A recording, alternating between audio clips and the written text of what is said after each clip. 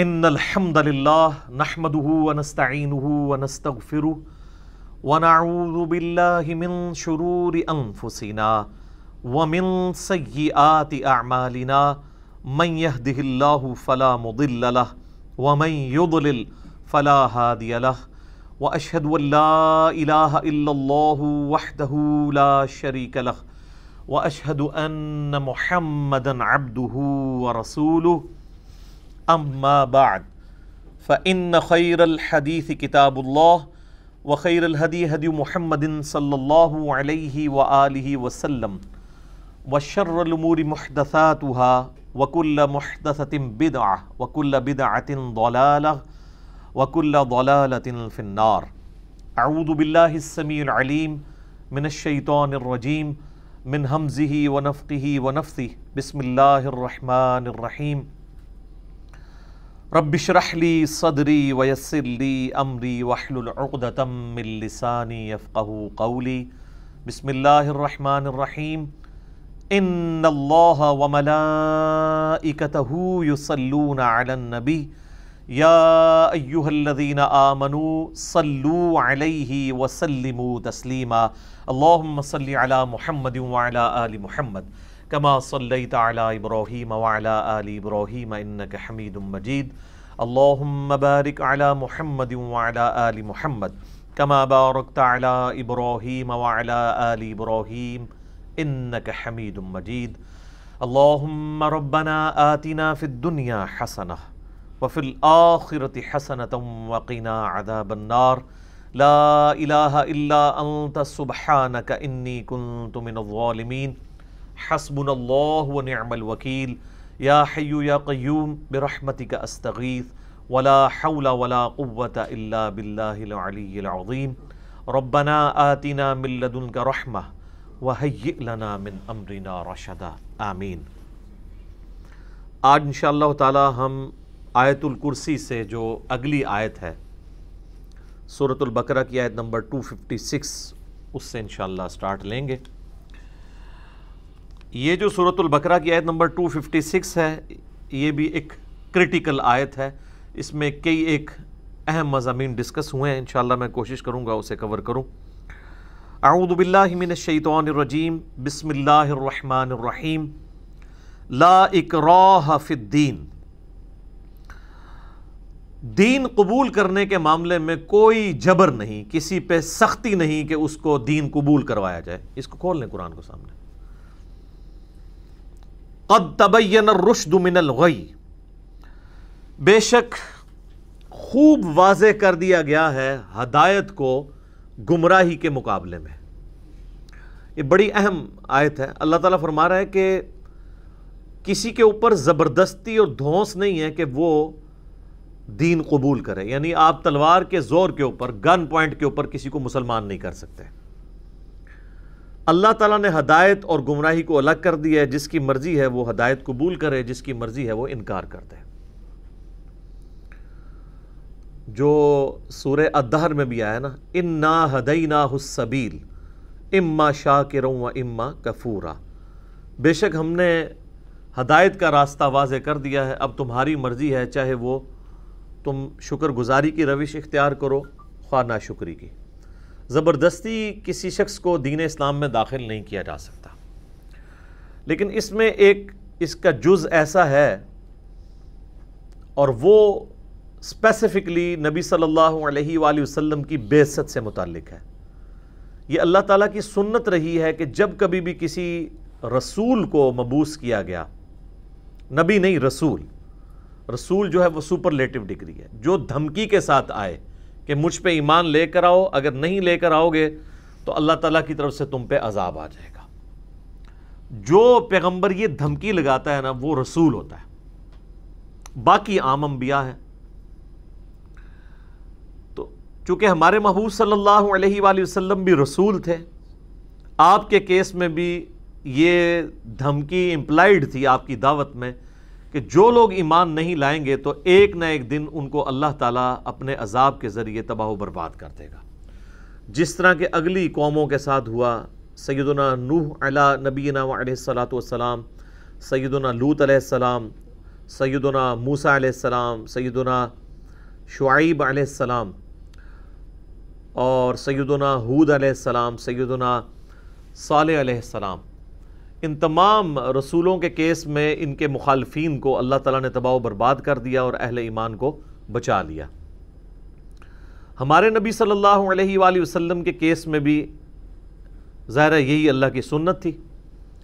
اس دفعہ سنت میں اس اعتبار سے ایک تبدیلی آئی کہ وہ عذاب جو کہ اللہ تعالیٰ کی طرف سے کبھی طوفان کی شکل میں، کبھی سمندر میں غرق کرنے کی شکل میں، کبھی پتھروں کی بارش کی شکل میں، کبھی چنگھاڑ کی شکل میں آتا تھا، ہمارے نبی علیہ السلام کے کیس میں وہ عذاب استیصال، قتال کی شکل میں مسلط ہوا۔ یعنی اللہ تعالیٰ نے صحابہ کرام کی تلواروں کو کافروں پر مسلط کر دیا، اور اس کا ذکر سورہ التوبہ کی آیت نمبر 14 کے اندر موجود ہے کہ اللہ تعالیٰ چاہتا ہے کہ اے مسلمانوں تمہارے ہاتھوں سے ان کو عذاب دے۔ یعنی 23 سالہ اسلامی دعوت کے بعد آلموسٹ وہ عذاب کا کوڑا جو ہے مشرکین عرب کے اوپر پڑا، اور پھر ساتھ ہی ساتھ یہ کوڑا رومنز اور پرشینز کے اوپر بھی پڑا، جنگ قادسیہ اور یرموک کی شکل میں۔ اور اس کا ذکر بھی سورہ التوبہ کی آیت نمبر 29 کے اندر موجود ہے کہ مسلمانوں کے ذمے اللہ نے یہ کام لگایا کہ نبی علیہ السلام کے بہاف کے اوپر کلمت اللہ کو بلند کرنے کے لیے تم نے جہاد کرنا ہے، اور اس سے مراد اسپیسیفکلی صحابہ کرام کا جہاد ہے۔ بعد کے جو آل امیہ کے یا آل عباس کے یا ایون آٹومانم امپائرز، یہ سب کی سب سپر پاورز کی انویژنز تھیں دوسرے کنٹریز کے اندر، ان کا نبی علیہ السلام کے اس جہاد اور قتال کے ساتھ کوئی تعلق نہیں ہے۔ اس لیے ہم دیکھتے ہیں کہ یہ جتنے بھی اس قسم کی حرکتیں کرنے والے تھے وہ اپنے بھائیوں کو بھی قتل کروا دیتے تھے، اپنے باپ کو جیل میں ڈلوا دیتے تھے۔ اب میرا خود تعلق جو ہے وہ مغلیہ خاندان کے ساتھ ہے، لیکن اگر آپ یہاں پہ سب کانٹیننٹ میں مغلوں کی حکومت دیکھیں تو آپ کو ان کے حکمرانوں میں بے دینیت نظر آئے گی۔ اکبر بادشاہ 12 سال کی عمر میں جو ہے وہ شہنشاہ بن گیا، اور آلموسٹ 70 سال تک اس نے حکومت کی ہے، ہندو عورتوں سے بھی اس نے نکاح کیے ہوئے تھے۔ اس کے بعد سب سے پرہیزگار بادشاہ اورنگزیب عالمگیر پیش کیا جاتا ہے جی، وہ ٹوپیاں جو ہیں وہ سی کے اور بن کے وہ گزارا کیا کرتے تھے، اور جناب انہوں نے کبھی نماز نہیں چھوڑی، نہ نماز چھوڑی تو نہ کو پرا چھڑیا، یعنی اپنے بھائیوں کو بھی قتل کروایا، باپ کو جیل میں ڈلوا دیا حکمرانی کی خاطر۔ تو ان کے یعنی تصویر کے دو رخ ہوا کرتے تھے۔ حکمرانی میں جب یہ آتے تھے تو اسی طریقے سے جس طرح دنیاوی حکمران ہوتے ہیں اسی قسم کی بدماشیاں کرنا، اپنی حکومت کو قائم کرنے کے لیے مخالفین کو کاٹ دینا، کوئی شریعت کی پابندی کا خیال نہ کرنا، اور دین پہ چلنے کی باری آتی تھی تو دیندار بھی ہوتے تھے۔ جس طرح ہمارے کے پی میں کئی لوگ ہیں ہیروئن کی اسمگلنگ بھی کر رہے ہیں، داڑھی بھی رکھی ہوئی ہے، نماز بھی پڑھ رہے ہیں، وہ کہتے ہیں یہ ہمارا کاروبار ہے، یعنی وہ پیرلل میں دونوں چیزیں لے کے چل رہے ہیں۔ ہمارے علماء کی اکثریت کا بھی یہی حال ہے، حرام خوریاں بھی اسی طریقے سے جاری ہیں، اور باقی گیٹ اپ جو مذہبی ہے وہ اڈاپٹ کیا ہوا ہے اسی طریقے سے۔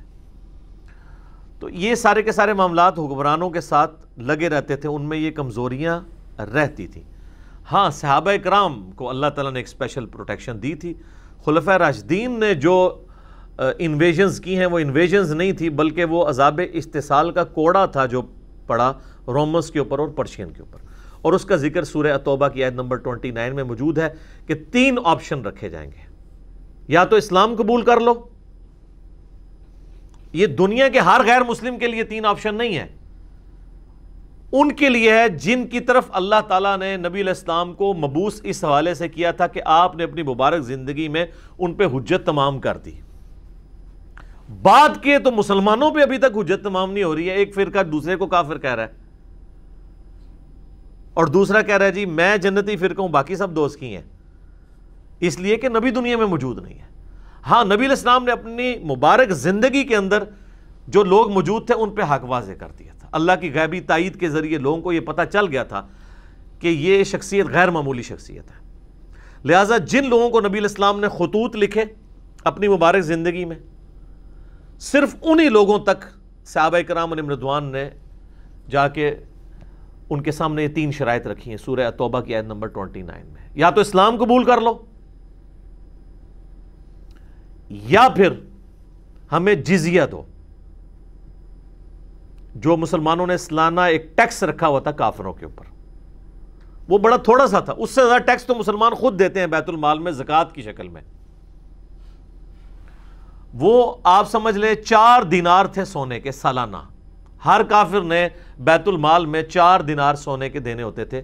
صحیح بخاری مسلم میں، ابو داؤد ترمذی میں اس کی ڈیٹیلز ملتی ہیں آپ کو. مشکات کی دوسری جلد میں جہاد والے چیپٹر کے اینڈ پہ آپ کو مل جائیں گی یہ ساری احادیث. 4 دینار آج کے آپ سمجھ لیں 1.5 تولے سونے کے برابر بنتے ہیں.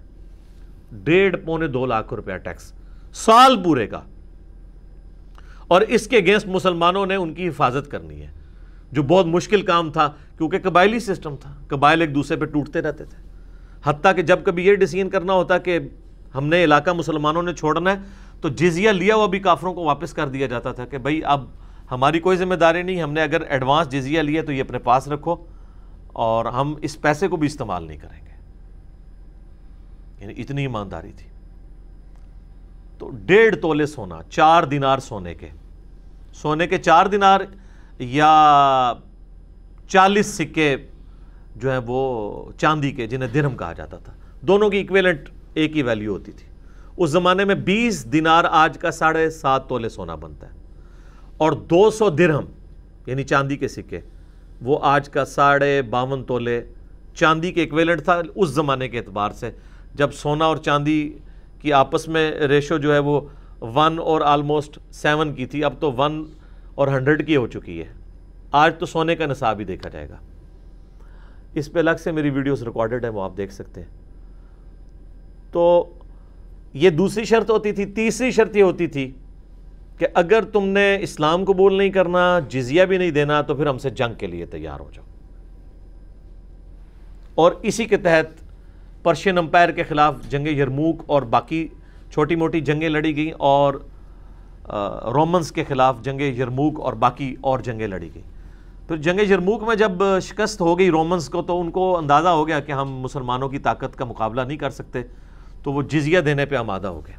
آج کے اربوں ڈالرز اس وقت مسلمانوں کو جزیہ ملتا تھا. پرشینز جو ہیں وہ چونکہ ذرا سخت مزاج کے لوگ تھے، لڑاکو تھے، جنگجو تھے، وہ آخری وقت تک مسلمانوں سے لڑتے رہے، حتیٰ کہ قادسیہ میں ان کی پوری سلطنت ہی ختم ہو گئی. انہوں نے جزیہ نہیں دیا تو مجوسی دنیا سے آپ سمجھ لیں آلموسٹ ان کی ساری حکومت ختم ہی ہوگی، وہ پوری کی پوری مسلمانوں کے پاس آ گئی. رومنز نے اپنی باقی جو بچی کھچی سلطنت تھی وہ بچا لی جزیہ دے کے. تو یہ 3 شرائط ہوا کرتی تھیں، یا تو اسلام قبول کرو، یا جزیہ دے دو، یا پھر جنگ کے لیے آمادہ ہو جاؤ. جنگ کا مطلب ہی سیدھا قتال ہے. تو ان 3 چیزوں کی بنیاد جو ہے وہ نبی علیہ السلام کی دعوت رسالت ہے، اس کی بنیاد کے اوپر یہ سب کچھ کیا گیا. اب آج یہ کام نہیں کیا جائے گا کہ آپ کافروں سے ان کے ملک چھیننا شروع کر دیں. یہ ایک معاملہ کمپلیکس ہے. یہ بعثت کے بعد اللہ تعالیٰ انبیاء کے ذریعے جو حجت تمام کرتا ہے نا، اس کے اگینسٹ یہ سب کچھ ہوتا ہے. ورنہ تو آپ کافروں سے کو دنیا میں رہنے کا حق ہی نہیں دیں گے. اس طرح نہیں ہوگا. ہاں، وہ کافر جن کو اللہ تعالیٰ نے اپنے پیغمبر کے ذریعے حق واضح کیا، انہوں نے اسلام قبول نہیں کیا، ان پہ اللہ کی طرف سے عذاب آئے گا. اور پھر اس میں ایک اور چیز بھی رکھی گئی کہ جزیرہ نما عرب کو اللہ نے اپنے ساتھ مخصوص کر لیا کہ عرب کی سرزمین میں کوئی کافر رہ بھی نہیں سکتا. سورہ توبہ میں آیات نازل ہوگی کہ مشرکین کو یہاں سے نکال دو، اور نہیں نکلتے تو جہاں پائے جائیں گے قتل کیے جائیں گے. جس طرح کے اگلی قوموں پر اللہ کی طرف سے عذاب آتا تھا جب پیغمبروں کا انکار ہوتا تھا، تو 23 سال تو انہوں نے بھی انکار کیا تھا. تو اس دفعہ عذاب جو ہے وہ صحابہ کی تلواروں کے ذریعے آیا. خیر یہاں تک نوبت ہی نہیں آئی ہے، وہ اکثریت نے اسلام قبول ہی کر لیا فتح مکہ کے موقع کے اوپر جب یہ اناؤنسمنٹ کی گئی. صحیح بخاری مسلم میں آتا ہے کہ حضرت ابوبکر صدیق کو امیر حج بنا کے نبی علیہ السلام نے 9 ہجری میں بھیجا تھا، فتح مکہ سے اگلے سال. اور پیچھے سے سورہ توبہ کی آیات نازل ہو گئی کہ اعلان کر دو آج کے بعد کوئی مشرک حج پہ نہیں آئے گا. یہ واحد حج تھا جو مشرکین اور مسلمانوں نے اکٹھا کیا تھا 9 ہجری کا، کیونکہ اگلا حج 10 ہجری کا نبی علیہ السلام نے خود کرنا تھا، حجۃ الوداع تھا. 11 ہجری میں تو آپ حج تک زندہ ہی نہیں رہے، رخصت فرما گئے دنیا سے. تو حضرت ابوبکر صدیق کو نبی علیہ السلام نے امیر حج بنا کے بھیجا، پیچھے سے آیات نازل ہوئی تو نبی علیہ السلام نے سیدنا علی کو اور بعض اصحاب کو ساتھ بھیجا کہ آپ نے جا کے میرے بہاف کے اوپر میدان عرفات میں بھی اور منا کے اندر بھی اناؤنسمنٹ کرنی ہے کہ آئندہ سے کوئی مشرک حج کے لیے نہیں آئے گا، عرب کی سرزمین چھوڑ کے چلے جاؤ، یا اسلام قبول کرو یا یہاں سے چلے جاؤ، اور اگر یہ نہیں کرو گے، اسلام قبول نہیں کرو گے یا یہاں سے نہیں جاؤ گے تو قتل کیے جاؤ گے۔ لیکن یہ خاص جزیرہ نما عرب کے لیے، جزیرہ نما عرب میں کوئی نہ تو کوئی کسی غیر مسلم کا معبد ہوگا، نہ کوئی بت خانہ ہوگا، نہ کوئی کلیسا ہوگا، نہ کوئی گرجا ہوگا، صرف عرب کی سرزمین کے لیے۔ ادر دین عرب کا معاملہ بالکل ڈیفرنٹ ہے، کیونکہ اللہ تعالیٰ نے عرب کو وہ اپنے لیے چوز کر لیا قیامت تک کے لیے۔ حتیٰ کہ عرب کی سرزمین میں اگر کوئی منافقت کی بنیاد پہ مسجد بنائے گی، مسجد درار، تو وہ بھی سورہ توبہ میں آیا کہ نبی علیہ السلام کو حکم دیا گیا اسے گرائیں، لیکن یہ وحی کے ذریعے، اس بنیاد پہ آپ آج کسی کی مسجد نہیں گرا سکتے، ورنہ تو بریلوی اہل حدیثوں کی ساری مسجدیں گرا دیں گے۔ اہل حدیثوں کے ہاتھ حکومت آئی، انہوں نے بریلویوں کی کوئی نہیں چھوڑنی، سنی شیعہ کی گرا دیں گے، شیعہ سنی کی گرا دیں گے۔ تو اس معاملے کو سمجھنے کی ضرورت ہے کہ نبی علیہ السلام کے کیس میں جو احکامات ہیں اور آج کے احکامات جہاد اور قتال کے حوالے سے، یہ اس میں ڈفرنس اس حوالے سے آپ نے دیکھنا ہے۔ تو یہ جو آیت آئی نا، لا اکراہ فی الدین، دین قبول کرنے کے بارے میں کسی کے اوپر جبر نہیں ہے، اللہ تعالیٰ نے ہدایت اور گمراہی کو الگ کر دیا ہے، یعنی تلوار کے زور پہ آپ نے کسی کو مسلمان نہیں کرنا۔ تو صحابہ کرام نے بھی تلوار کے زور پہ کسی کو مسلمان نہیں کیا، 3 شرائط رکھی ہیں، ورنہ تو ایک ہی شرط رکھی جاتی نا کہ یا کلمہ پڑھو ورنہ کاٹ دیے جاؤ گے، نہیں، یا کلمہ پڑھ لو یا ٹیکس دینے کے لیے تیار ہو جاؤ، یعنی تم دوسرے درجے کے شہری بن کے مسلمان حکومت کے انڈر ہوگے، لیکن تمہیں مذہبی آزادی ہوگی، تمہارا کوئی کلیسا نہیں توڑا جائے گا، تمہارا کوئی گرجا خانقاہ نہیں توڑی جائے گی، اسی طریقے سے تمہارے ٹیمپلز بھی چلتے رہیں گے، اور اگر یہ نہیں کرو گے تو پھر لڑائی کے لیے مادہ ہو جاؤ۔ تو یہ اس آیت کے حوالے سے کلیریفیکیشن ضروری ہے، کیونکہ بعض لوگ اعتراض کرتے ہیں کہ بھی اسلام تلوار کے زور پہ پھیلا ہے، ایک طرف تو قرآن کہہ رہا ہے کہ دین کے بارے میں کوئی جبر نہیں ہے، دوسری طرف تلوار کیوں مسلط کی؟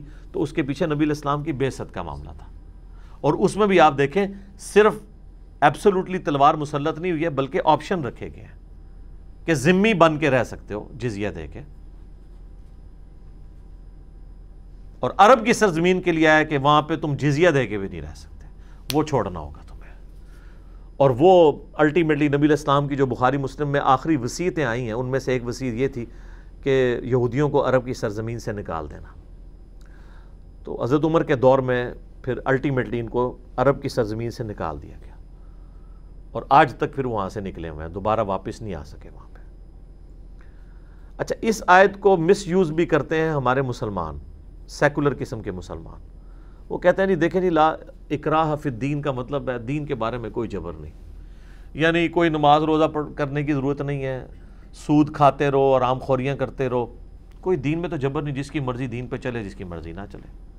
یہ کافروں کے اعتبار سے ہے کہ کافر کو آپ تلوار کی نوک پہ مسلمان نہیں کر سکتے، مسلمان جو ہو گیا ہے نا اس کے لیے دوسری آیات ہے، ادخلوا فی السلم کافہ، پورے کے پورے اسلام میں داخل ہو، ٹنڈا مسلمان نہیں اللہ کو چاہیے، لولا لنگڑا، پورا اسلام، یا تو دفع ہو جو اسلام قبول ہی نہ کرو۔ اگر اسلام قبول کرنا ہے تو روزوں والا خدا بھی وہی ہے جو نمازوں والا خدا ہے، یہ نہیں کہ رمضان میں خدا کو مان رہا ہوں اور غیر رمضان میں اپنی مرضی کی زندگی گزار رہا ہوں۔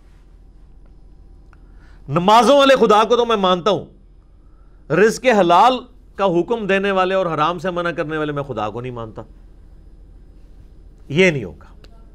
لا اکراہ فی الدین، دین قبول کرنے کے بارے میں کوئی جبر نہیں، اس کا قطعاً یہ مقصد نہیں کہ جو مسلمان دین قبول کیے ہوئے ہے اس کو دین پہ چلنے کے معاملے میں کوئی سختی نہیں ہے۔ سر ابو داؤد میں حدیث ہے بچہ 10 سال کا ہو جائے اس کو مار کے نماز پڑھوانی ہے، تو نبی علیہ السلام کو یہ آیت نہیں آتی تھی لا اکراہ فی الدین؟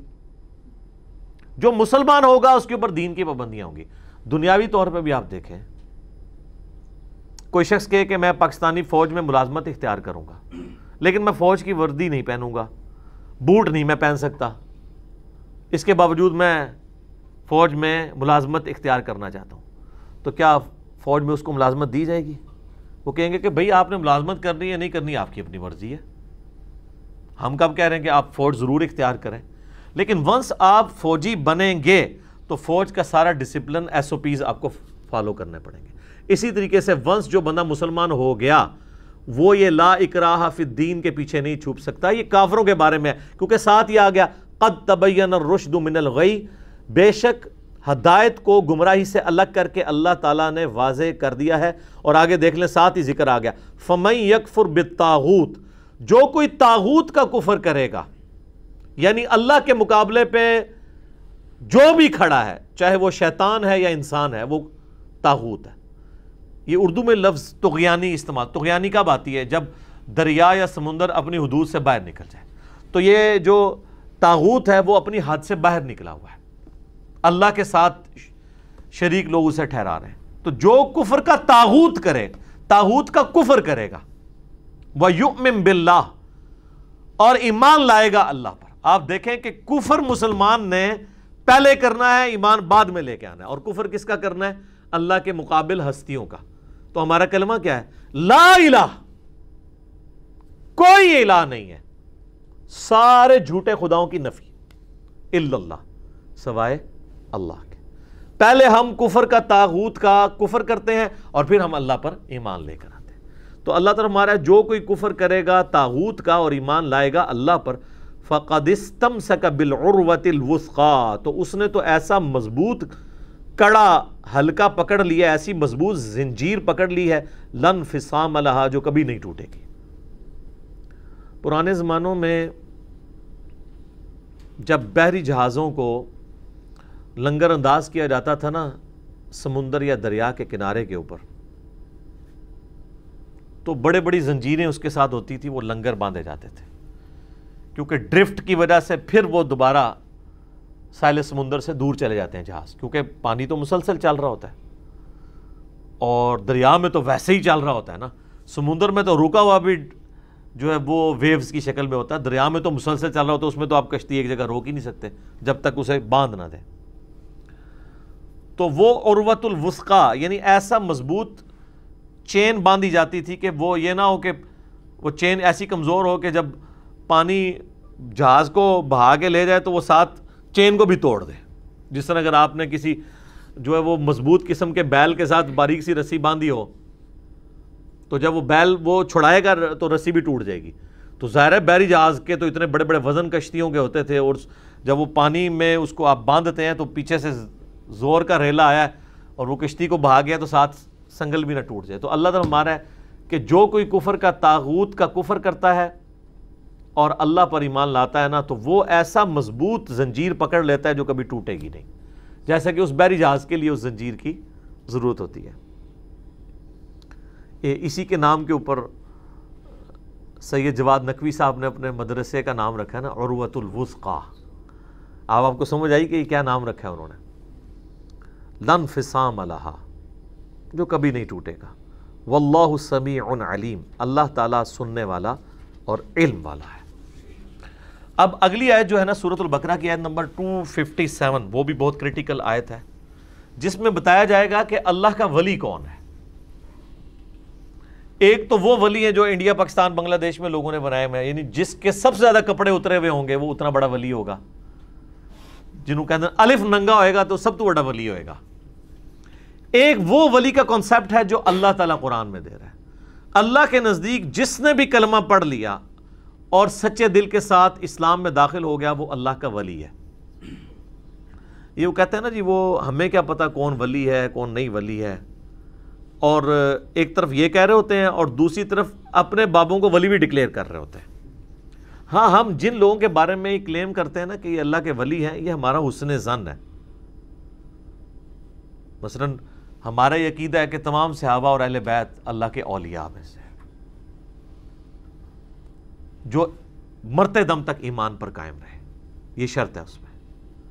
اس کے بعد صحیح العقیدہ تابعین تبع تابعین اولیاء اللہ میں سے. تبع تابعین کے بعد امام بخاری امام مسلم آ جاتے ہیں، ان کا زمانہ شروع ہو جاتا ہے. تو ہم ان کو رحمہ اللہ کہتے ہیں، ان کے لیے دعائیں کرتے ہیں. ہم اللہ سے امید کرتے ہیں کہ یہ اللہ تعالیٰ کے اولیاء ہیں. اس اعتبار سے تو اولیاء اللہ ہیں یہ کہ صحیح العقیدہ ہیں. ایک وہ جو ولی قطب غوث کی یہ ٹرمنالوجی جو تصوف میں بنائی ہوئی ہے اس اعتبار سے بھی یہ اولیاء اللہ ہیں ان کے نزدیک بھی. ہمارے نزدیک تو سارے کلمہ گوئی اولیاء اللہ ہیں، اور اس کی دلیل یہ آیت آ رہی ہے، اللہ ولی الذین آمنوا، اللہ ولی ہے اہل ایمان کا، جو بھی ایمان لے آئے اللہ اس کا ولی ہے، مطلب دوست۔ جب اللہ دوست ہو گیا تو وہ بھی اللہ کا دوست ہے۔ جس کو اللہ اپنا دوست بنا لے وہ یہ کلیم کر سکتا ہے کہ میں اللہ کا دوست ہوں۔ باقی یہ کہنا کہ وہ ولی کامل ہے یا نہیں ہے، وہ کامل والے الفاظ چھوڑے، وہ تو اللہ کو ہی پتہ ہے، وہ تو پھر ہم مولا علی کے بارے میں ہی کہیں گے۔ بخاری و مسلم میں حدیث ہے، کل میں اس شخص کے ہاتھ میں جھنڈا دوں گا جو اللہ اور اس کے رسول سے محبت کرتا ہے، اللہ اور اس کا رسول اس سے محبت کرتے ہیں۔ اور صحابہ کہتے ہیں ہمیں پوری رات نیند نہیں آئی کہ وہ خوش نصیب کون ہوگا۔ تو نبی علیہ السلام نے صبح مولا علی کو بلایا، ان کو آشوب چشم تھا، اپنی مبارک لعاب تھوک مبارک ان کی آنکھوں میں لگایا، شفا ہوئی، اور اپنے مبارک ہاتھوں سے زرہ باندھ کے کافروں کی طرف روانہ کیا اور اللہ تعالیٰ نے شفا دی۔ تو یہ تو بہت بڑا ٹائٹل ہے کہ زندگی میں کسی کو بتا دیا جائے کہ اللہ اور اس کا رسول تم سے محبت کرتے ہیں، تو بہت اعلیٰ ترین درجہ ہے۔ باقی عام تمام اہل ایمان جو ہیں وہ اللہ کے ولی ہیں، اور آپ کسی بھی کلمہ گو اہل قبلہ کے بارے میں کہہ سکتے ہیں کہ اس اعتبار سے یہ اللہ کا ولی ہے۔ کیوں؟ کہ وہ ایمان لے آیا، اللہ کا دوست بن گیا۔ اب دوست ظاہر ہے دوست میں کمزوریاں بھی ہو سکتی ہیں، سارے دوست تو ایسے نہیں ہوتے ہیں جو پرفیکٹ ہوں، لیکن ایک ڈیٹم لیول کے اوپر وہ اللہ سے دوستی گانٹھے ہوئے ہے جو اللہ اور اس کے رسول پر ایمان لائے ہوئے ہے،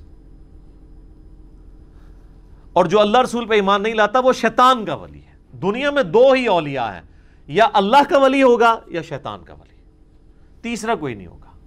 اب مجھے بتائیں کتنا ظلم ہے کہ اگر آپ کسی اہل قبلہ اہل کلمہ مسلمان کو یہ کہہ دیں کہ یہ اللہ کا ولی نہیں ہے تو پھر شیطان کا ولی ہوگا۔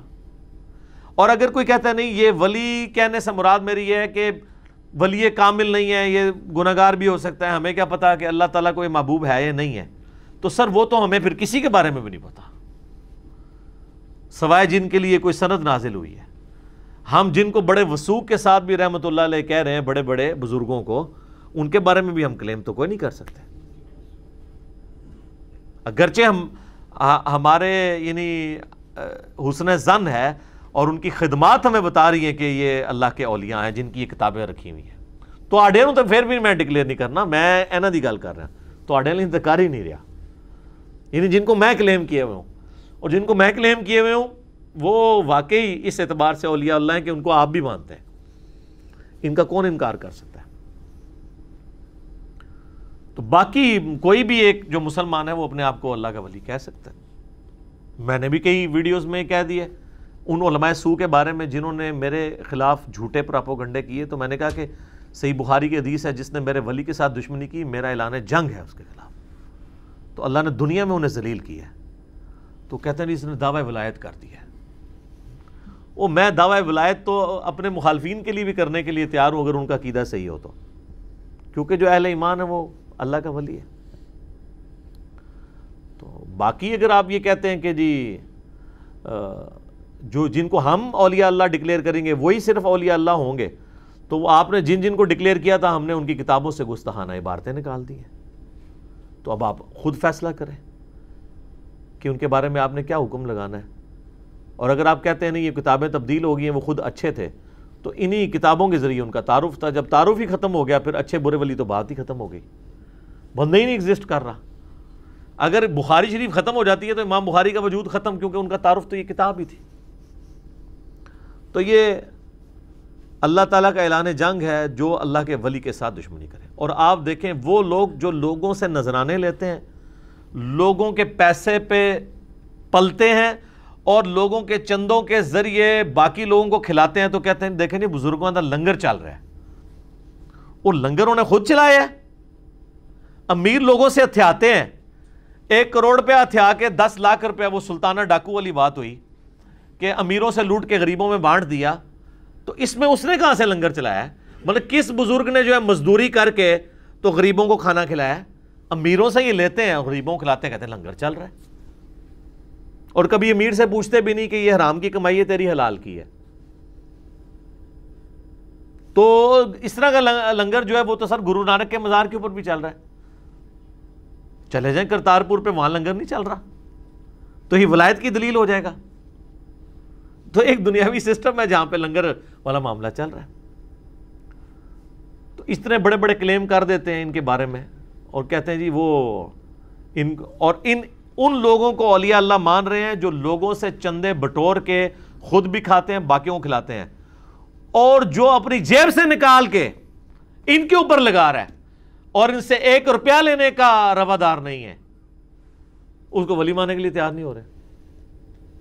نہ منو.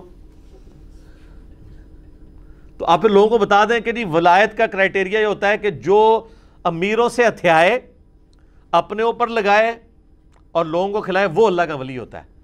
اور جو اپنی جیب سے اللہ کی راہ میں خرچ کرے اور 1 روپیہ لینے کا کسی سے روادار نہ ہو, دنیاوی کوئی منفعت نہ لے, وہ اللہ کا ولی نہیں ہو سکتا. تو لوگ لتر مارن گے تھوڑے سہرے تے. آپ دیکھیں قرآن حکیم میں جہاں جہاں انبیاء کا ذکر آیا نا, بار بار اسی جملے کے ساتھ کہ ہر نبی یہ دعوت بلند کرتا ہے کہ میں تمہیں اس دعوت کے عوض تم سے کوئی اجر نہیں مانگتا, میرا اجر میرے اللہ کے حضور پکا ہے. پھر نبی علیہ السلام کو قرآن میں کئی جگہ کہا گیا کہ اے نبی علیہ السلام یہ آپ کی دعوت سے کیوں انکار کر رہے ہیں, کیا آپ نے کوئی معاوضہ ان سے وصول کر لیا اس دعوت کے عوض کہ جو ان کے لیے تاوان بن گیا ہے؟ آپ تو کوئی ان سے پیسے نہیں لے رہے, آپ تو فی سبیل اللہ اللہ کے لیے کام کر رہے ہیں, تو پھر یہ کیوں آپ کی دعوت سے بھاگ رہے ہیں؟ تو یہ اولیاء کے حوالے سے میں نے کلیئر کر دیا. یہاں پہ لوگوں نے, پبلک نے اپنے اولیاء اللہ بنائے ہیں. اللہ تعالیٰ نے تو اہل ایمان کو اپنا ولی کہا ہے, اور اللہ تعالیٰ نے فرمایا کہ اللہ ان کا دوست ہے, یعنی وہ پھر اللہ کے دوست ہیں. اور اللہ کی کرم نوازی ان پہ کیا ہے, یخرجہم من الظلمات الی النور, اللہ تعالیٰ انہیں اندھیروں سے نکال کر نور کی طرف لے جاتا ہے. اندھیروں سے, اندھیرے سے نہیں, کیونکہ اندھیروں جمع کا صیغہ ہے. گمراہی کے کئی راستے ہیں اور ہدایت کا صرف ایک راستہ ہے, اس لیے ہدایت نور ایک سنگل, انوار کا لفظ نہیں آیا, سنگولر کا صیغہ ہے. گمراہی کے اندھیروں سے ہدایت کی روشنی کی طرف. والذین کفروا اولیاؤہم الطاغوت, اور جو کفر کرنے والے ہیں وہ ساتھی ہیں طاغوت کے, شیطان کے. یخرجونہم من النور الی الظلمات, اور شیاطین کیا کرتے ہیں, وہ انہیں نور سے, ہدایت کے راستے سے ہٹا کر گمراہیوں کے اندھیروں میں لے جاتے ہیں. اولئک اصحاب النار, یہی تو ہیں اہل جہنم آگ والے. ہم فیہا خالدون, وہ اس میں رہیں گے ہمیشہ ہمیشہ. والعیاذ باللہ تعالی. اللہم اجرنا من النار. تو اللہ تعالیٰ ہمارا ہے کہ میں اپنے اولیاء کو گمراہی کے اندھیروں سے نکال کر ہدایت کی روشنی میں لے کے آتا ہوں, اور شیطان اپنے اولیاء کو ہدایت کے راستے سے ہٹا کے گمراہی اور اندھیروں کے اندر لے جاتا ہے. تو اب میرا ایک معصومانہ سوال ہے کہ اگر ہدایت سنگولر کے صیغے سے آئی ہے, پھر سچائی کا راستہ ایک ہی ہوگا. گمراہی کے تو ایک سے زیادہ راستے ہو سکتے ہیں, سچائی کے نہیں. یہ کہتے ہیں سارے ہمارے بزرگوں کے سلسلے سارے ہی حق پہ ہیں. کیوں سارے حق کے اوپر ہیں؟ ایک دوسرے کے بالکل مخالف ہیں, پھر بھی کہتے ہیں حق پہ. حق پہ ایک ہی راستہ ہوتا ہے. اس کانٹیکسٹ میں ایک مسند احمد میں حدیث ہے صحیح سند کے ساتھ, المستدرک للحاکم کے اندر بھی موجود ہے. نبی علیہ السلام نے زمین پہ ایک سیدھی لکیر کھینچی اور اس کے دائیں بائیں ٹیڑھی لکیریں کھینچی. پھر آپ نے فرمایا یہ جو دائیں بائیں لکیریں ہیں یہ شیطان کے راستے ہیں جو ٹیڑھے ہیں, اور جو سینٹر میں راستہ ہے نا یہ میرا سیدھا راستہ ہے. پھر آپ علیہ السلام نے سورہ الانعام کی آیت تلاوت کی 153 نمبر, وَأَنَّ هَذَا صِرَاطِي مُسْتَقِيمًا, یہ ہے میرا راستہ جو کہ بالکل سیدھا ہے. فَاتَّبِعُوهُ, اس کی پیروی کرو. وَلَا تَتَّبِعُوا السُّبُلَ, ارد گرد کے راستوں کی پیروی مت کرو ورنہ یہ تمہیں اللہ تعالیٰ کے راستے سے بہکا دیں گے. یہ وہ چیز ہے جس کی اللہ تعالیٰ تمہیں وصیت کرتا ہے. تو وہ اہدنا الصراط المستقیم جو ہے وہ نبی علیہ السلام کا مبارک راستہ ہے, اور وہ راستہ ہے. وہ کہتے ہیں جی آگے لکھا ہے صراط الذین انعمت علیہم, نیک لوگوں کے راستے پہ چلا. نیک لوگوں کا راستہ, نیک لوگوں کے راستے نہیں. راستہ تو پہلے ذکر ہو چکا ہے نبی علیہ السلام کا. اللہ کی طرف سے ہدایت کا راستہ پیغمبر کو دیا جاتا ہے, باقی تو سارے اس کو فالو کر رہے ہوتے ہیں. صراط الذین انعمت علیہم کا مطلب نہیں ہے کہ بابوں کے پیچھے چلنا ہے. اس کا مطلب ہے اے اللہ ان لوگوں کے راستے پر چلا جن پر تیرا انعام ہوا. تو وہ خود کسی اور کے راستے پہ چل رہے تھے نا, نبی علیہ السلام کے راستے پہ. اہدنا الصراط المستقیم, چونکہ حدود کہہ رہے ہیں کہ میرا راستہ حق پہ. تو اس کا صحیح جو اپروپریٹ ترجمہ بنے گا کہ اے اللہ ہمیں سیدھے راستے پر چلا, وہ راستہ جس پہ چل کے تیرے لوگ انعام یافتہ قرار پائے. اور وہ راستہ ظاہر ہے صحابہ, اہل بیت, تابعین, تبع تابعین جو صحیح العقیدہ تھے ان کا راستہ ہے. قرآن سے پڑھتے ہیں یہ صراط الذین انعمت علیہم اور نام لیتے ہیں اپنے بابوں کے. بھئی صراط الذین انعمت علیہم راستہ ان لوگوں کا جن پر تیرا انعام ہوا, پاسٹ ٹینس. وہ تو ڈیفینیٹلی انبیاء, اہل بیت اور صحابہ ہیں. یہ نہیں کہ جن پر تیرا مستقبل میں انعام ہونے والا ہے, یہ تو نہیں, کیونکہ مستقبل کے لوگ تو وحی کے ذریعے تو ہم بتا نہیں سکتے, وحی کا سلسلہ تو ختم ہے. نبی علیہ السلام کو تو اللہ تعالیٰ نے وحی کے ذریعے بتا دیا, تو آپ نے اپنے صحابہ اور اہل بیت کے لیے بشارتیں ارشاد فرما دی. تو جو اللہ کی مخالفت پہ کھڑے ہوئے ہیں وہ شیطان کے اولیاء ہیں. اب یہ شیطان کے اولیاء, انہی کو قرآن میں جگہ جگہ کہا گیا من دون ہی اولیاء. اچھا آپ کو مزے کی بات بتاؤں, یہ اولیاء کا لفظ نیگیٹو سینس میں بھی قرآن میں درجنوں جگہ پہ آیا ہے. آپ سورۃ الاعراف کا سٹارٹ اٹھا کے دیکھیں نا, سورۃ الاعراف کا سٹارٹ ہی اتنے جاندار انداز میں ہو رہا ہے من دون ہی اولیاء کے بارے میں. لہذا جب ہمیں کہتے ہیں نا یہ اولیاء کو نہیں مانتے, ہم کہتے ہیں ہم اولیاء کو واقعی نہیں مانتے, ہم اولیاء اللہ کو مانتے ہیں. اور یہ خالی ولی اولیاء یہ وہ یہی ہیں جن کو اللہ نے قرآن میں کیا کہا ہے, من دون ہی اولیاء. سورۃ الاعراف میں اللہ تعالیٰ نے سٹارٹ ہی میں فرمایا آیت نمبر 3 کے اندر, اتبعوا ما انزل الیکم من ربکم, پیروی کرو اس کی جو تمہارے رب کی طرف سے تمہاری طرف نازل ہوا, یعنی قرآن. ولا تتبعوا من دونہ اولیاء, اور مت پیروی کرو اولیاء کی. یہاں پہ اولیاء جو ہیں وہ مراد جو اللہ کے مخالف ہیں, اللہ کو چھوڑ کر. قلیلا ما تذکرون, بہت ہی کم ہے جو تم میں سے نصیحت حاصل کرتے ہیں. تو اولیاء دونوں ہی ہیں, ٹھیک ہے. لہذا آپ کو اگر کبھی توریہ کرنا پڑے بابوں کے بارے میں, آپ کہیں جی ہم ان کے اولیاء مانتے ہیں, انہیں اولیاء ہیں سارے, اولیاء اللہ نہیں, اولیاء. یہ کہنا نہیں کہ اولیاء اللہ نہیں مانتے, ورنہ گھاٹا لا دیں گے تواڈے. تسی کہو جی سارے ولیاں نو مننے ہیں, سارے ولیاں نو مننے ہیں, یعنی کہ وہ ولی نے, یعنی اسی مننے ہیں کہ بھی قارون, حامان, فرعون, ابو جہل یہ سب دے سب ولی نے, شیطان دے. یہ اگلا جملہ کہنے ضرورت نہیں ہے, ٹھیک ہے. تو اس طریقے نال تسی جنہاں نو مندے ہو سارے ولی نے, اسی مننے ہیں. جڑے جنہاں دے نام لیندے ہو سب نو ولی مننے ہیں. قرآن تے الف لے لو ولی نے, لیکن اگلا جو معاملہ ہے نا وہ بریکٹ میں ہے. اور رہے امام بخاری, امام مسلم, امام حنیفہ, امام شافعی, امام بن حنبل, امام مالک, ہاں یہ بھی اللہ کے اولیاء ہیں, یہ ہیں اولیاء اللہ. باقی چھڑے اولیاء, اے اولیاء اللہ. اور اگر چھڑے نہیں رکھنا اولیاء تے پھر اولیاء الشیاطین لگ جائے گا انہوں نال, انہوں دے کرتوتاں دی وجہ نال. لیکن یہ بات اس وقت ان کو سمجھ آتی ہے جب کسی کے ساتھ مس ہیپننگ ہو جائے, کوئی پیر کسی مریدنی کے ساتھ کام ڈال جائے نا, پھر اس کے باپ کو سمجھ آتی ہے کہ اچھا یہ تو واقعی یہ اولیاء ہی سی, اولیاء اللہ نہیں سی, یہ چھڑے ہی ولی سی. تو یہ آیت جو ہے نا اولیاء اللہ اور اولیاء الشیاطین میں فرق بتاتی ہے. اب میرے بھائیوں مسلسل 3 انٹرسٹنگ واقعات آیت نمبر 258 سے آنورڈ سٹارٹ ہو رہے ہیں, اور یہی دیکھیں قرآن کا ایک حسن ہے کہ کسی ایک ٹاپک کے اوپر مسلسل گفتگو نہیں ہوتی, بلکہ روئے سخن بدل دیا جاتا ہے تاکہ سننے والے کو, پڑھنے والے کو بوریت نہ ہو.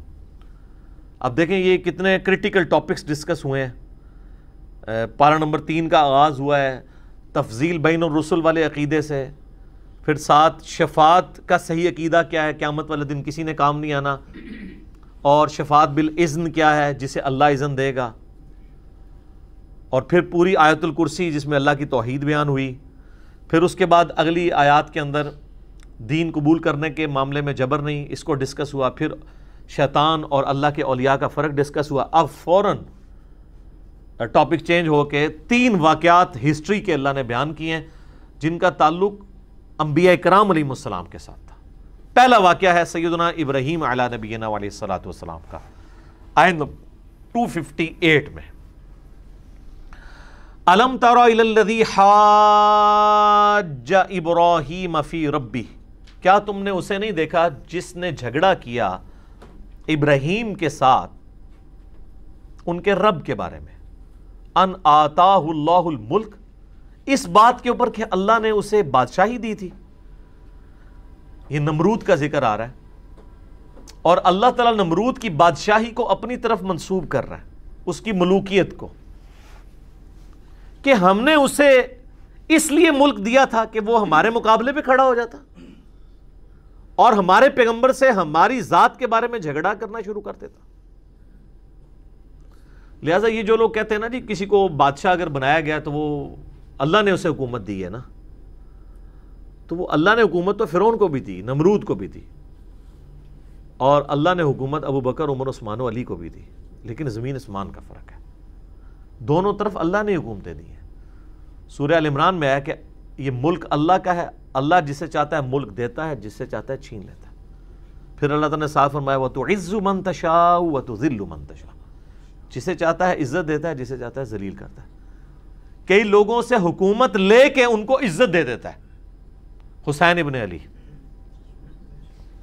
اور کئی لوگوں کو حکومت دے کے ذلیل کر دیتا ہے، یزید ابن معاویہ۔ اللہ کہتا ہے میں دیتا بھی ہوں اور لیتا بھی ہوں، اور عزت بھی دیتا ہوں اور لیتا ہوں۔ تو اس کے لیے یہ ضروری نہیں کہ کسی کو حکومت دے کے عزت دی جائے، کسی سے حکومت لے کے انہیں اسے عزت دے دی جائے قیامت تک کے لیے، اور کسی کو حکومت دے کے 4 سال کی قیامت تک کے لیے لانتے اس کا مقدر ہو جائے، یزید ابن معاویہ۔ تو یہ اللہ کی مرضی ہے۔ تو اللہ تعالیٰ فرماتا ہے ابراہیم سے جھگڑا کیا نمرود نے اس بات کے اوپر کہ اللہ تعالیٰ نے اسے ملک دیا تھا، بجائے کہ وہ ابراہیم کی بات مانتا۔ اذ قال ابراہیم ربی الذی یحیی ویمیت، جب ابراہیم نے اسے اللہ کی طرف بلاتے ہوئے کہا کہ میرا رب وہ ہے جو زندہ کرتا اور مارتا ہے، ایمان لا اس رب کے اوپر۔ قال انا احیی و امیت، اس نے کہا یہ زندہ کرنا اور مارنا یہ تو میں بھی کر لوں گا، لیکن اگے کہانی کرائی، جس طرح مولوی بھی کہانی کرا دینے۔ آپ انہیں کہنا کہ یہ بات کا حوالہ کہیں تو اور سے اور بات کر دیتے ہیں، وہ بات ہی کچھ اور ہو رہی ہوتی ہے، اس کا جواب کچھ اور دے دیتے ہیں۔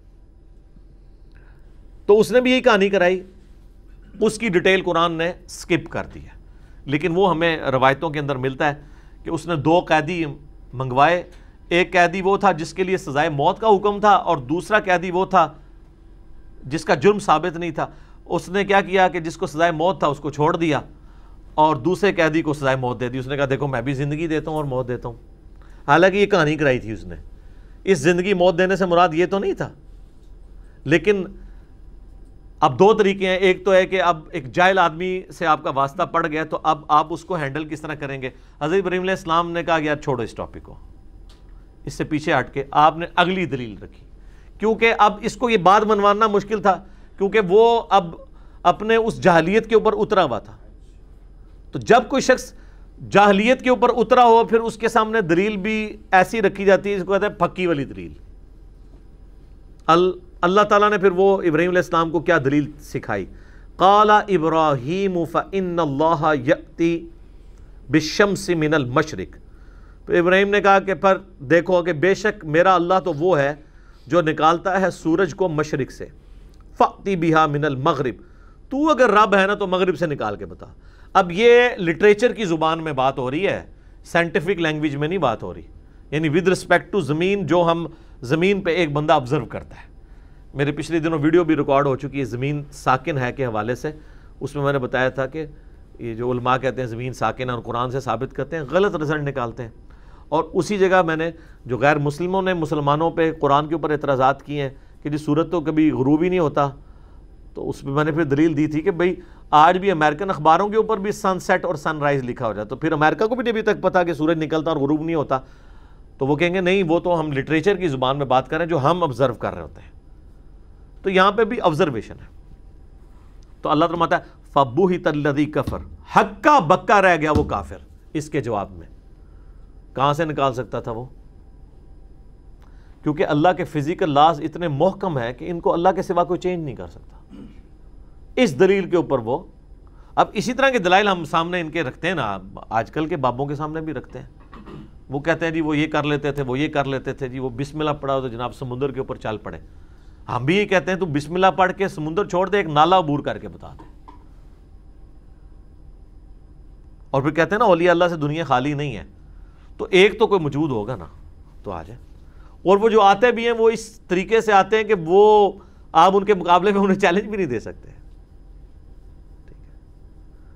ڈاکٹر طاہر القادری صاحب انڈیا میں لیکچر دے رہے تھے، 40,000 سے زیادہ مجمع سامنے موجود ہے، ویڈیو رکھی ہوئی ہے اس کی. احمد آباد کے اندر، جس طرح یہاں ملتان شریف اولیاء کہتے ہیں نا اولیاء کی سرزمین ہے، تو وہاں انڈیا میں اولیاء کی سرزمین جو ہے وہ احمد آباد ہے.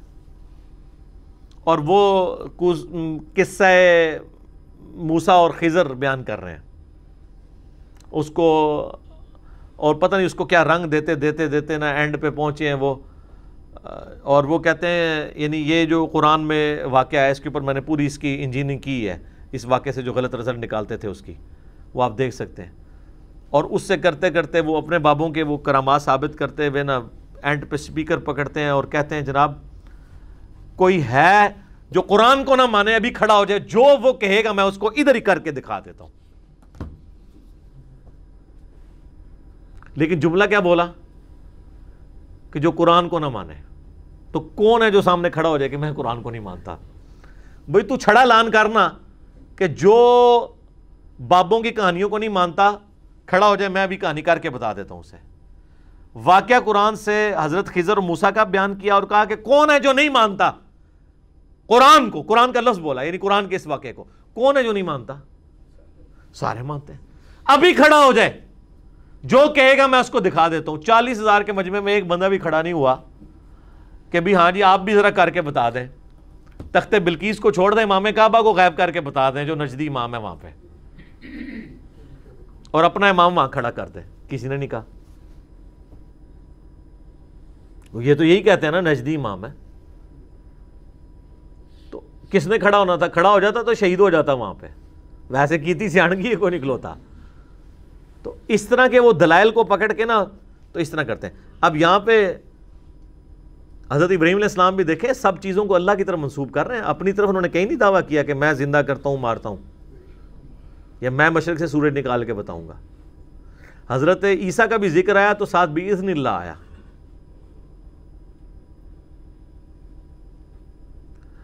تو اللہ تعالیٰ فرماتا ہے وہ کافر ہکا بکا رہ گیا. واللہ لا یہدی القوم الظالمین، اور اللہ تعالیٰ ہدایت نہیں دیتا کسی ظالم کو. یعنی ہکا بکا رہ گیا، گل پھر بھی کوئی نہیں منی. جس طرح یہاں پہ لوگ کہتے ہیں جی دسو جی کتنے لکھے ہے، دکھا دو پھر ہیں مندے، پھر بھی کوئی نہیں. تو یہ کافروں والا ایٹیچیوڈ آج بھی اسی طریقے سے ہے. کئی لوگ آتے ہیں نا جی وہ جی ہو نہیں سکتا چشتی رسول اللہ لکھا ہو ہماری کتابوں میں. تو پہلے تو میں دکھا دیا کرتا تھا، اب نہیں دکھاتا. میں کہتا ہوں میرے بھائی چھوڑ دیں، پہلے یہ بتائیں ہم دکھا بھی دیں تو کیا ہوگا؟ آپ یہ مان لیں گے غلط کی ہے؟ کہتے ہیں نہیں یہ ہو ہی نہیں سکتا. تو پھر ہم آپ کو کیوں دکھائیں؟ ہم نے دکھانا تو اس لیے تھا کہ آپ مان کے بابوں سے توبہ کر لیتے. اگر آپ نے اس کے بعد بھی کرنا ہے نمرود والا ایٹیچیوڈ رکھنا ہے کہ ہکا بکا رہ جانا ہے. یہاں کسی کو والا بتا دینا، وہ مولوی کے پاس جانا نا کہتے ہیں اے کنے دسیا تانوں، وہ جواب دے دو کنے دسیا تانوں. ٹھیک ہے.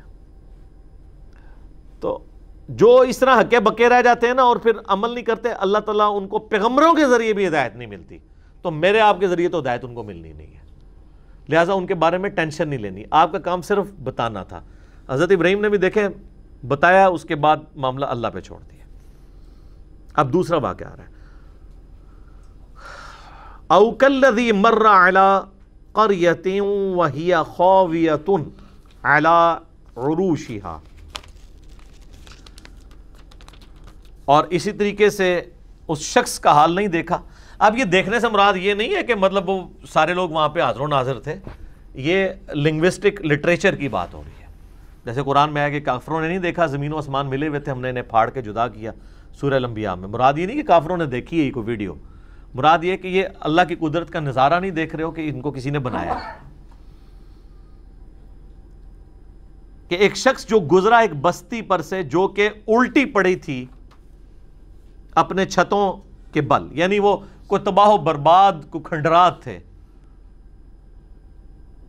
تو اس شخص نے کہا قال انا یحیی ہذہ اللہ بعد موتہا، اللہ تعالیٰ مردوں کو کس طرح مرنے کے بعد زندہ کرے گا، یہ بستی کس طرح زندہ ہو سکتی ہے.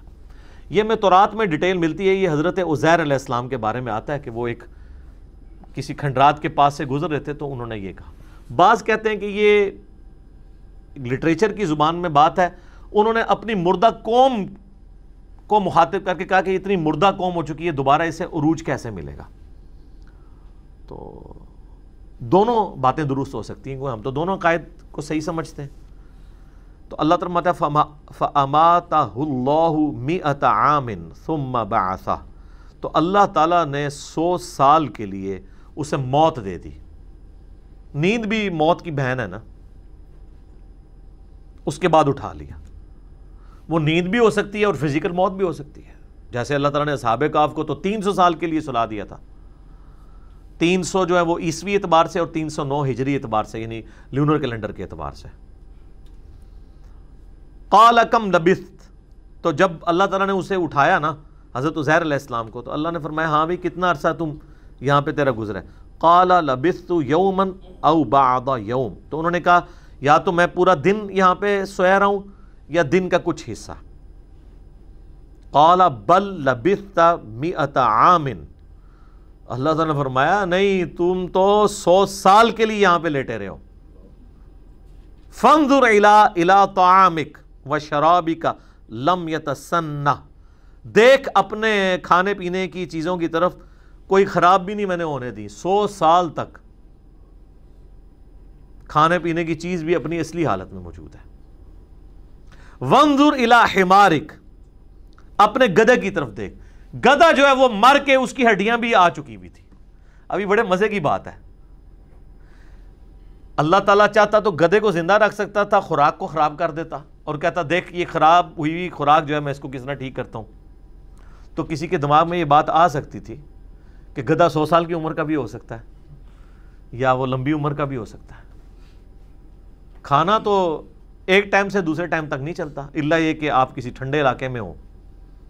تو اللہ تعالیٰ نے کھانے کو 100 سال تک، یہ ہے معجزہ، کھانے کو 100 سال تک ٹھیک رکھا ہے، گدھے کو مار دیا.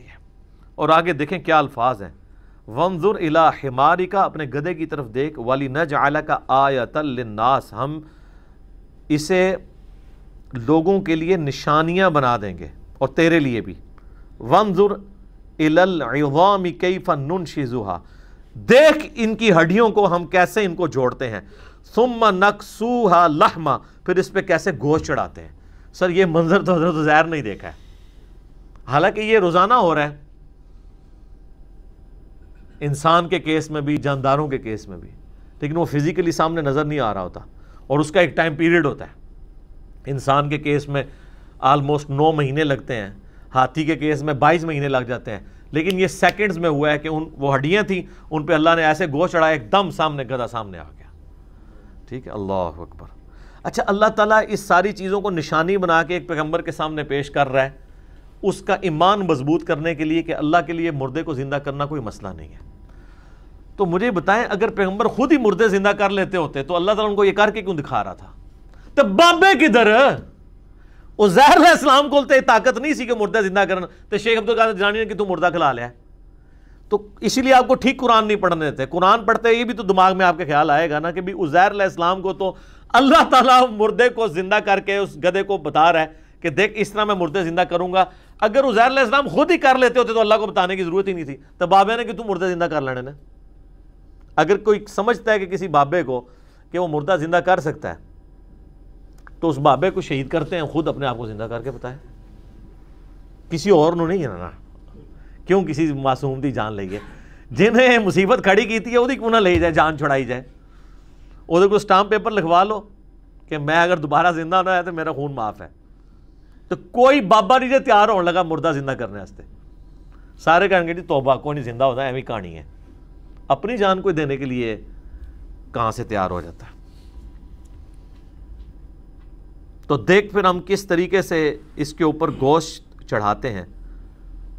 فلما تبین لہ، جب ان پہ یہ حقیقت کھل گئی، قال اعلم ان اللہ علی کل شیء قدیر، انہوں نے کہا میں نے خوب جان لیا کہ اللہ تعالیٰ ہر چیز کے اوپر قادر ہے.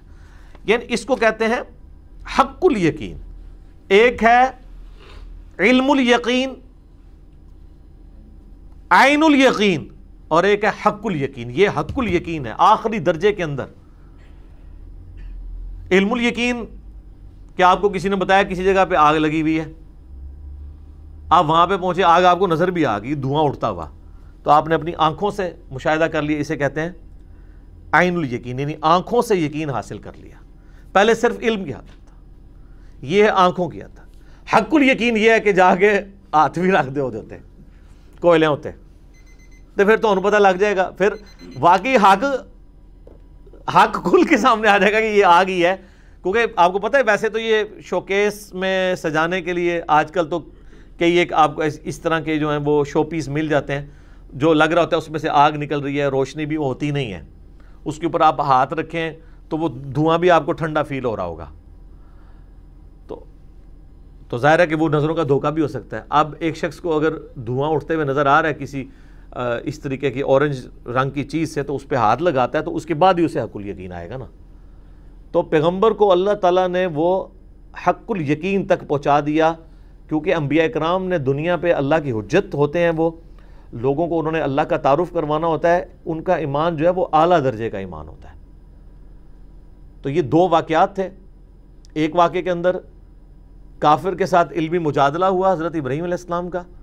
دوسرے واقعے میں حضرت عزیر علیہ السلام کے سامنے مردے کو زندہ کر کے بتایا گیا، اور 100 سال کے لیے ان کو بھی اللہ نے سلا دیا. اور آپ دیکھیں حضرت عزیر علیہ السلام 100 سال تک سوئے رہے یا مردہ رہے، اللہ نے دوبارہ ان کو زندہ کیا. ان کی عمر وہی رہی جس میں وہ فوت ہوئے تھے، اور اسی دوران ان کے سارے ہم عمر لوگ فوت ہو چکے ہوئے تھے. وہ تو جب اپنی قوم میں آئے تو کوئی ایک بوڑھی زندہ تھی، کوئی بڑی عمر والی، اس نے حضرت عزیر کو پہچانا ہے، باقیوں کو تو پتہ بھی نہیں تھا. پھر حضرت عزیر نے ان پہ دعوت توبہ امت کے اوپر پیش کی، اور دوبارہ سے ان کو پھر عروج بنی اسرائیل کو ملا حضرت عزیر علیہ السلام کی دعوت توبہ کی برکت سے. تو یعنی اللہ تعالیٰ نے ان کو دکھایا کہ اگر اللہ مردے کو زندہ کر سکتا ہے نا، تو اس مردہ بنی اسرائیل کو دوبارہ سے دنیا کا حکمران بنا سکتا ہے. تو یہ دوسرا عروج تھا. پہلا عروج ان کا وہ طالوت اور جالوت کی جنگ کے بعد آیا، پھر دوبارہ سے یہ محکوم ہو گئے کچھ عرصے بعد، اور دوبارہ یہ جو عروج ہے حضرت عزیر علیہ السلام کے ذریعے اللہ تعالیٰ نے ان کو دلوایا، اور مردہ قوم کو اللہ تعالیٰ نے زندہ کیا، ان کو دنیا پہ حکمرانی دی. تو یہ حضرت عزیر علیہ السلام کا یہ واقعہ. اور اب تیسرا واقعہ جو ہے نا وہ حضرت ابراہیم علیہ السلام کا واقعہ ہے، مردوں کو زندہ کرنے کے حوالے سے. انشاءاللہ اس میں کئی ایک ٹیکنیکل چیزیں بھی ہیں، میں اس کو اگلی دفعہ ہی ڈسکس کروں گا. وہ ایک امپورٹنٹ واقعہ ہے جو ان کو اللہ تعالیٰ نے حکم دیا کہ 4 پرندے پالو، ان کو اپنے سے ہلا لو، پھر ان کو کاٹا، ان کا پورا قیمہ کیا گیا، پھر اللہ تعالیٰ نے ان کو زندہ کر دیا. تو اس واقعے کو انشاءاللہ تعالیٰ ہم اگلی قرآن کلاس کے اندر ڈسکس کریں گے. اللہ تعالیٰ سے دعا ہے جو حق بات میں نے کہی اللہ تعالیٰ ہمارے دلوں میں راسخ فرمائے. اگر جذبات میں میرے منہ سے کوئی غلط بات نکل گئی تو اللہ تعالیٰ اسے معاف بھی کر دے، محو بھی کر دے. ہمیں کتاب و سنت کی تعلیمات پر عمل کر کے دوسرے بھائیوں تک پہنچانے کی توفیق عطا فرمائے. سبحانک اللہم و بحمدک، اشہد ان لا الہ الا انت، استغفرک و اتوب الیک، وما علینا الا البلاغ المبین. جزاکم اللہ خیر.